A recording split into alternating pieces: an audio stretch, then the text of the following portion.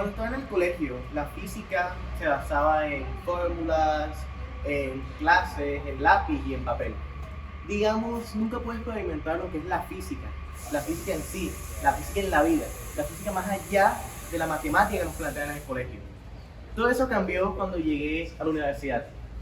Digamos que en los laboratorios de física pude encontrar lo que siempre había buscado: cómo yo veía la física, cómo demostraba lo que me decía la física y cómo vivía la física. Me pregunté, después de ver todas estas aplicaciones y todos estos sensores y todas estas máquinas, ¿puede mi colegio para eso? ¿Realmente puede mi colegio, que no es de altos recursos, permitirse este tipo de experiencias físicas? La verdad es que no. Y junto con un grupo de amigos empezamos a pensar soluciones a esto. Cómo la física puede llegar a más personas. A personas que ven la física o estudiantes que ven la física como algo simplemente de una clase y no ven lo bella que es y cómo está en nuestra vida. En solución a esta problemática nace Sirius, el aprendizaje a tu alcance.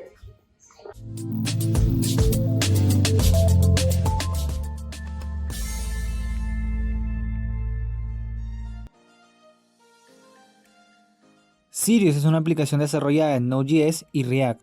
A través del uso de WebSockets, hemos logrado desarrollar un software en tiempo real que se conecta con una variedad de sensores como lo son el ultrasónico o el Hall.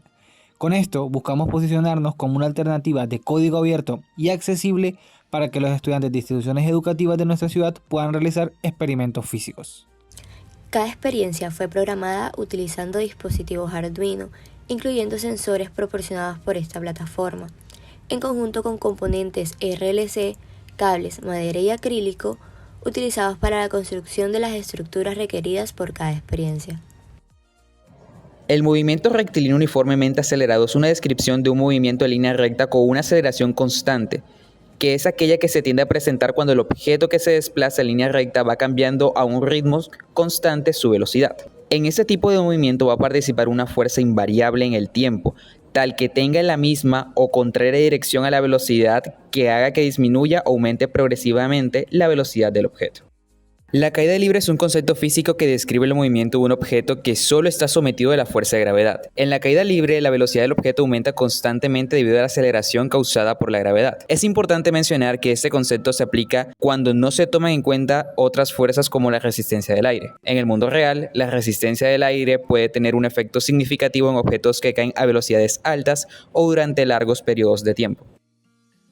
El tubo de Kunda es un experimento que permite la visualización de ondas sonoras estacionarias.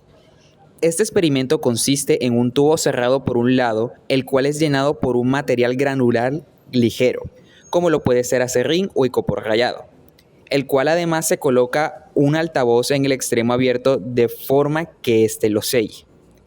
El altavoz emite ondas sonoras puras de distintas frecuencias, las cuales al rebotar con el lado cerrado, rebotan generando una interferencia, de tal manera que a determinada frecuencia llamada armónico fundamental y sus múltiplos se produzca una onda estacionaria que se puede ver a través de zonas de alto y nulo movimiento del material granulado del interior del tubo.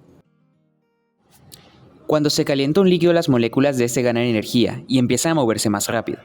Esto se refleja en un aumento de la temperatura del líquido. Sin embargo, cuando el líquido alcanza su punto de ebullición, la temperatura deja de subir, aunque se siga añadiendo calor. En este punto, la energía se utiliza para romper los enlaces entre las moléculas y cambiar la fase del líquido a gas. Este proceso se conoce como evaporación o ebullición. Una vez todas las moléculas han cambiado de fase, la temperatura puede comenzar a subir nuevamente. Cuando un objeto metálico entra en el campo magnético creado por una bobina, produce un fenómeno llamado inducción. Este campo magnético induce corrientes eléctricas en el metal. Estas corrientes generadas en el objeto metálico crean a su vez su propio campo magnético, el cual interactúa con el campo original de la bobina. Esta interacción tiene como resultado un cambio en el campo magnético en el interior de la bobina, lo que a su vez produce un cambio en la corriente que pasa por esta. Este cambio de la corriente es lo que nos permite identificar la presencia de un metal, de tal forma que puede identificarse la naturaleza del metal a partir de los cambios que éste induce en las corrientes de la bobina.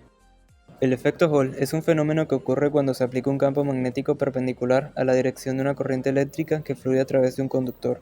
Esto causa que las cargas sean desviadas debido a la fuerza magnética, resultando en una acumulación de cargas en los lados del conductor. Esta acumulación crea una diferencia de potencial, conocido como voltaje Hall.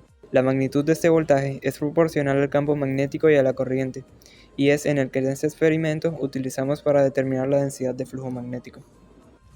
Para acompañar esta experiencia, hemos elaborado un texto guía que permite a los estudiantes analizar y evaluar los conocimientos obtenidos durante las prácticas experimentales.